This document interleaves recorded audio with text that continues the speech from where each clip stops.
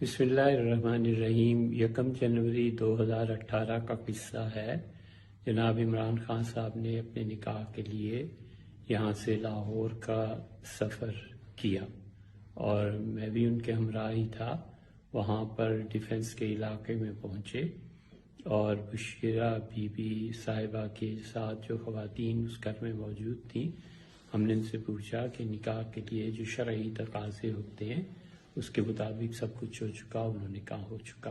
تو میں نے ان کا نکاح بشرا بی بی سے پڑھا دیا۔ اس کے بعد میں اپنے گھر واپس آ گیا اور میں محمد سعید خان، محمد حنیف خان صاحب کا بیٹا ہی بول رہا ہوں، اور پھر دیگر ذرائع سے بھی اور میڈیا سے بھی معلوم ہوا کہ جو مجھ سے کہا گیا تھا وہ درست نہیں تھا، تو شرعی اعتبار سے یہ نکاح فاسد ہوا۔ تو اللہ تعالیٰ کا خوف اور جواب دہی کا احساس میں نے اس کے تحت ان دونوں حضرات کو بلایا اور پھر ان کا نکاح دوبارہ ہوا، اور وہ تقریباً یاد پڑتا ہے کہ 1 ماہ کے بعد ہوا، اور اس میں بھی زلفی بخاری صاحب محترم وہ گواہ تھے اور عون چودھری صاحب اس کے گواہ تھے۔